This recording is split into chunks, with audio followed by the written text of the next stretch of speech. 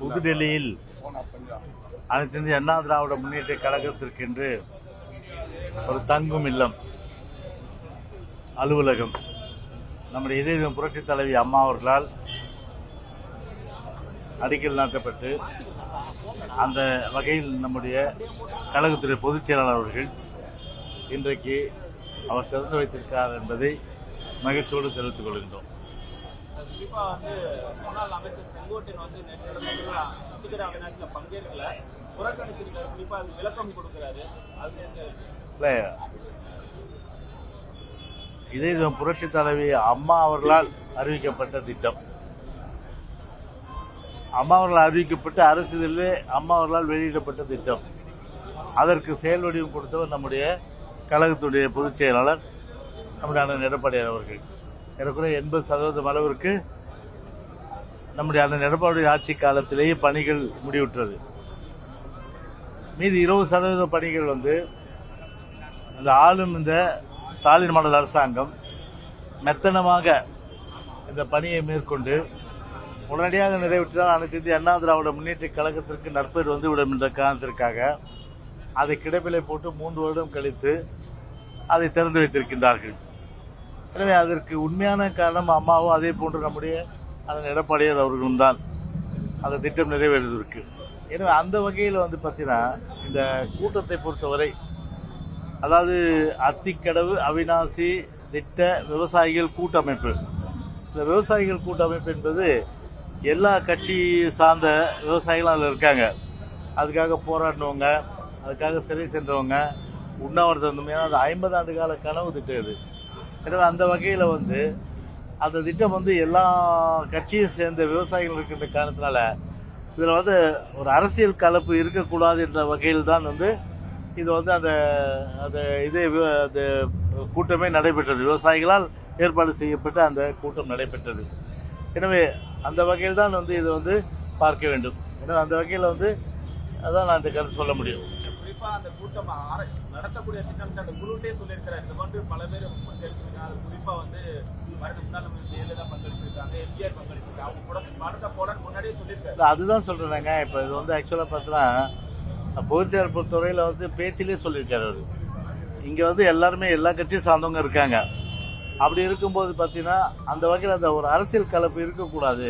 அது முழுக்க முழுக்க ஒரு விவசாயிகளால் ஏற்பாடு செய்யப்பட்ட ஒரு கூட்டமைப்பு, விவசாயிகள் கூட்டமைப்பு ஏற்பாடு செய்த இது அனைத்து இந்திய அண்ணா திராவிட முன்னேற்ற கழகம் செய்யல. இந்த நிகழ்ச்சியை பொறுத்தவரை பார்த்தீங்கன்னா முழுக்க விவசாயிகள் கூட்டமைப்பு தான் ஏற்பாடு செஞ்சது.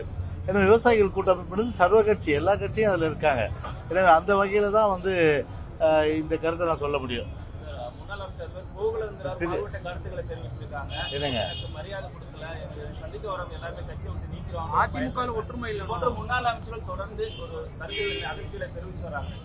அது இண்டோர் மீட்டிங்கு. அது இண்டோர் மீட்டிங்கில் அவங்க ஒரு வெளிப்படையாக பேசியிருக்கிறாங்க. ஸோ அந்த கருத்தை பார்த்தீங்கன்னா அது கட்சிக்காரர்களுக்கிடையே பேசப்பட்ட ஒரு கருத்து. அது வெளியில் மேடையிலேயோ இல்லைன்னா பொது இடங்கள்லையோ அவங்க பேசலை. அதை ஏதோ பத்திரிகையில் சில ஊடகங்களில் இதை வச்சு நீங்கள் கேட்குறீங்க. எனவே அந்த கருத்து பார்த்தீங்கன்னா ஒரு இண்டோர் மீட்டிங்கில் பேசின கருத்தின் அடிப்படையில் நான் எதுவும் அது குறித்து கருத்து சொல்ல விரும்பவில்லை. கட்சி தலைமை அது குறித்து கலந்தாலோசிச்சிருக்கா? இப்போ பொதுவாக அவங்க ஒரு கருத்து சொல்கிறாங்க, நீங்கள் சொல்கிற நானும் கூட பார்த்தேன். எதுவும் அவங்களோட அந்த மனக்குறை எதுவாக இருந்தாலும் அவர் பொதுச் செயலாளர்கிட்ட அது முறையிடலாம்.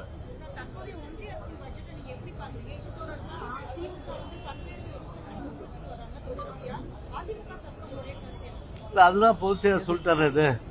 அதாவது இந்த பட்ஜெட் பொறுத்தவரை ஒரு காணல் நீர், அதாவது ஒரு ஏழைகளுக்கான பட்ஜெட்டில் அதே போன்று பார்த்தோன்னா தமிழ்நாட்டுக்கு ஒன்றும் இல்லை. அப்போ ரயில் திட்டம் கிடையாது, திருக்குறள் சொன்னாங்க, ஆனால் தமிழ்நாட்டை மறந்துட்டாங்க. ஸோ இந்த வகையில் தான் அந்த பட்ஜெட் இருந்தது. ஏன்னா இது குறித்து ஏதோ திமுக பொறுத்தவரையில் ஒரு மாநிலத்துடைய உரிமை காப்போம் என்று சொல்லி அதன் அடிப்படையில் மாநிலத்து உரிமை பறிகொடுப்பது தான். இதுக்காக பார்த்தீங்கன்னா அவங்க வாதாடி போராடி அந்த நிதியை பெற வேண்டிய அந்த எண்ணம் நிச்சயமாக இந்த ஆளும் இந்த ஸ்டாலின் மாடல் அரசாங்கத்துக்கு அந்த தைரியம் கிடையாது, அந்த திராணியும் கிடையாது. அதாவது இவ்வளோ எம்பியை 38 எம்பிக்கு மேலே இருக்காங்க டெல்லியில். இவ்வளோ எம்பி இருந்து கூட முழுக்க முழுக்க தமிழ்நாட்டுக்கு மத்திய அரசு எந்த நிதியும் தராத பட்சத்தில் ஏதோ ஒரு ஆர்ப்பாட்டம் பண்ணிட்டு மக்களை ஏமாத்துற ஒரு சூழ்நிலையில் தான் அவங்க வந்து அந்த நிலைப்பாடு இருக்க முடியும்.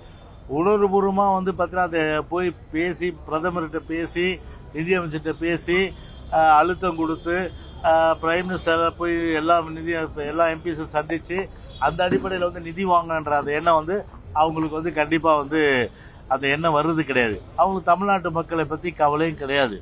அவங்களுக்கு முழுக்க முழுக்க பார்த்தீங்கன்னா ஆட்சி அதிகாரம், அதாவது கமிஷன், அதே போன்ற வந்து பார்த்தீங்கன்னா ஊழல், இதான் முக்கியம். அதனால் நாட்டில் எவ்வளோ பிரச்சனைகள் இருக்குது, அதெல்லாம் வந்து பார்த்தீங்கன்னா அதை பற்றி கொஞ்சம் கூட கவலைப்படாமல் ஒரு இருக்குன்னா அந்த ஸ்டாலின் மாடல் அரசாங்கம் முழுக்க முழுக்க பார்த்தீங்கன்னா, அதாவது வந்து ஒரு நாடு எக்கேடு கெட்டு போனால் என்ன, நம்ம நல்லா இருக்கணும் அந்த அடிப்படையில் தான் அவருடைய எண்ணம் இருக்க ஒழிய நாட்டு மக்கள் நல்லா இருக்கணுன்ற எண்ணம் வந்து இந்த ஸ்டாலின் மாடல் அரசாங்கத்துக்கு கிடையாது, இந்த ஸ்டாலினுக்கும் கிடையாது.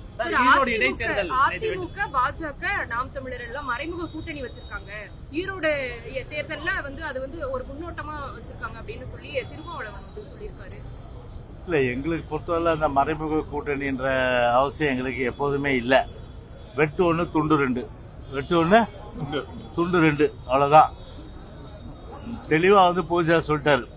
அதாவது வந்து எந்தவித மறைமுக கூட்டணி யாரோட கிடையாது. தேர்தல் காலம் நெருங்குது. இப்போ பிஜேபி நீங்கள் மாநில சொல்கிறீங்க, நீங்கள் பிஜேபி இந்த நிலைப்பாடு தான் வந்து கட்சி எடுத்துருச்சு. அந்த கட்சி எடுத்த நிலைப்பாடு தான் பூஜாவும் தெளிவுபடுத்திருக்காரு, கூட்டணி எந்த காலத்தில் இல்லைன்னு. எனவே அந்த நிலைப்பாடு தொடருது. எனவே அந்த வகையில் திமுக மாதிரியோ இல்லை இவங்க திருமாவளவனை பொறுத்தவரை ஒரு தலித் மக்கள் குறிப்பாக இந்த 4 வருஷ காலத்தில் தொடர்ந்து தாக்குதலுக்கு உள்ளாராங்க. உதாரணத்துக்கு வந்து பார்த்தீங்கன்னா இப்போ நெல்லையில் வந்து வீடு புகுந்து ஒரு மாணவ மாணவியர் வந்து அவங்க வந்து ஒரு என்ன சொல்கிறதுனா ஒரு கத்தி குத்துக்கும் வெட்டுக்கு ஆளாகின்ற சூழ்நிலையில் அது குறித்து வந்து பார்த்தீங்கன்னா ஒரு இதை அறிக்கை விட்டதோடு சரி, வேறு எந்த வகையிலும் பார்த்தீங்கன்னா வந்து தலித் மக்களுக்கு ஒரு பாதுகாப்பு வந்து இந்த ஆட்சியில் இல்லைன்றது வெளிப்படையாக சொல்ல மாட்டேன்றார்.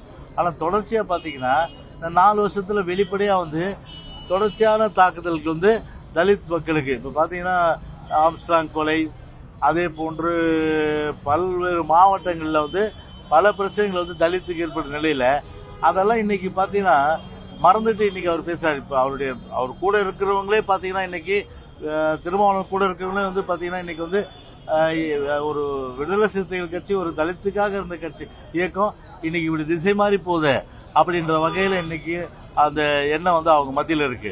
ஏன்னா அதை வந்து திசை திருப்பதற்கு திருமாவளவன் 1000 கருத்து சொல்லலாம். அதில் வந்து எந்த விதமான உண்மையில அருமை நண்பருக்கு நான் சொல்றேன், திருமாவளவனுக்கு அது அந்த மாதிரி ரகசிய கூட்டணியோ இல்லை மறைமுக கூட்டணியோ இல்லை வந்து உள்ளொன்று வைத்து புறமொன்று பேசுவதே கிடையாது. எங்களை பொறுத்தவரை உண்டென்றால் உண்டு, இல்லை என்றால் இல்லை, இல்லை இல்லை இல்லை.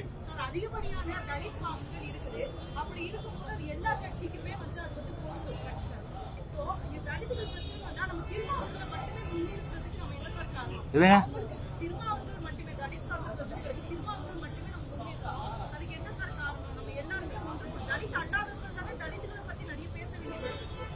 புரியல உங்க கேள்வி சொல்லைவா?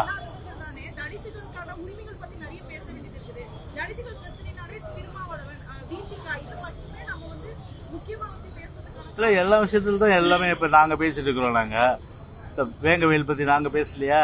கையாளாகாத அரசு, வேங்கவேலு சீல் விழிச்சிச்சு, யாரும் போக முடியல. இன்னைக்கு ஆதிராவிட மக்கள் வந்து தாக்குதலுக்கு உள்ளாராங்க. எல்லா விதத்தில் வந்து கட்சியின் சார்பில் கண்டனம் தெரிவிக்கிறோம், அறிக்கைகள் கொடுக்குறோம், வேதனைப்படுறோம். இந்த கையாளாகாத அரசு வந்து தலித் மக்களுக்கு எதிராக இருக்குது. நாங்கள் வந்து போராடுறோம், நாங்கள் வந்து பேசுகிறோம். ஆனால் அங்கே இருக்கிற காங்கிரஸ் பேச மாட்டேங்குதே, அங்கே இருக்க சிபிஐ பேச மாட்டேதா, சிபிஎம் பேச மாட்டேதா. நீங்கள் இந்த கேள்வி எங்ககிட்ட கேட்கறதோட அவங்க கூட்டணி கட்சியில் இருக்கிறவங்க தான் நீங்கள் கேட்கணும். நீங்கள் சார் ஜனவரியிலேயே சுற்றுப்பயணம் வந்து மேற்கொள்வார் அப்படின்னு எதிர்பார்க்கப்பட்டுச்சு. இப்போ வரைக்கும் அதுக்கு தொடர்பாக எந்த அறிவிப்பும் இல்லை. எப்போ எதிர்பார்க்கலாம்? இல்லை, அது சம்பந்தமாக வந்து பார்த்தீங்கன்னா பொதுச்செயலாளர் வந்து அதை முடிவு செஞ்சு உங்களுக்கு அது குறித்து வந்து சுற்றறிக்கைலாம் வரும். அதை பற்றி நீங்கள் வந்து எதிர்பார்த்துட்டு இருக்கீங்க. நீங்கள் சார் அதே மாதிரி தினமும் அடிக்கடி வந்து செய்திகளில் பார்க்க முடியுது, பெண்களுக்கு எதிரான பாலியல் கொடுமைகள் தொடர்பான செய்திகள்லாம் தினமும் பார்க்க முடியுது. அதை பற்றி இல்லை, இப்போ இந்தியாவிலேயே வந்து ஒரு முதன்மையான மாநிலம் அப்படின்னு பார்த்தா இவங்க வாய்கிலே பேசுறது நாங்கள் வந்து பெரிய அளவுக்கு வந்து வளர்ச்சி அடைஞ்சிட்டோன்னு சொல்கிறாங்க. ஆனால் உண்மையில் அது இல்லை. அது வந்து ஒரு கோயபல்ஸ் பிரச்சாரம் மாதிரி தொடர்ந்து ஒரு ஒரு பொய்யை வந்து சொல்லிகிட்டே இருந்தால் அது எடுபடுன்ற ஒரு நம்பிக்கை இவங்களுக்கு. ஆனால் உண்மையை எவ்வளோ நாள் மறைக்க முடியும்? மறைக்க முடியாது. அதனால் இந்தியாவிலே வந்து பெண்களுக்கு எதிரான அந்த குற்றங்கள் அப்படின்னு பார்த்தா ஒரு முதன்மை மாநிலம் வந்து தமிழ்நாடு. இந்தியாவிலே சட்ட ஒழுங்கு மிகுந்த சீர்கேடாகி முழுக்க முழுக்க பார்த்தீங்கன்னா மக்களுக்கு ஒரு பாதுகாப்பு இல்லாத ஒரு சூழ்நிலை இருக்கின்ற ஒரு மாநிலம் அது வந்து இந்தியாவிலே முதல் மாநிலம் தமிழ்நாடு. அதே போன்று இந்தியாவிலே வந்து பொய் சொல்லி மக்களை ஏமாற்றி திசை திருப்பி அதன் மூலம் வந்து ஒரு கோயபல்ஸ் பிரச்சாரத்தை தொடர்ந்து சொல்லுகின்ற ஒரு பிற்போக்கான அரசு எதுன்னா அந்த ஸ்டாலின் மாநில அரசாங்கம் தான்.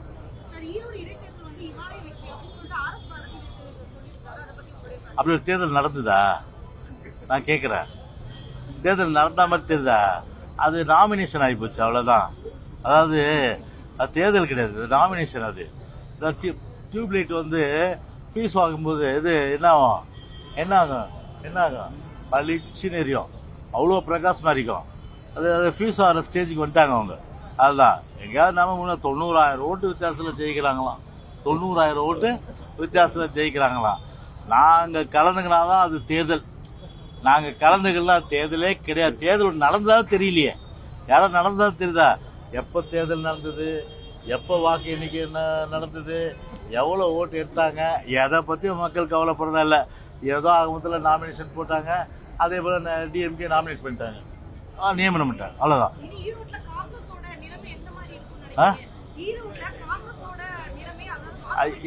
இது வந்து செல்வ பிறந்துகிட்டே காங்கிரஸ்காரர்கிட்ட தான் கேட்கணும். இதை எங்கிட்ட கேட்காதீங்க. ஓகே, எதுங்க? ஆமா, அதான் இந்திய இப்போ அதாவது அந்த மாநிலத்தில் வந்து நிலவுகின்ற பிரச்சனைகள் குறித்து தான் அந்த மாநில மக்கள் முடிவு செய்வாங்க. தமிழ்நாடு வேற, அங்கே வேற. அதனால வந்து எது இருந்தாலும் சரி, அங்கே வடக்கில் எது பலிச்சாலும் சரி, தெற்குல தமிழ்நாட்டில் ஒருபோதும் அந்த பாட்சான்றது பலிக்காது.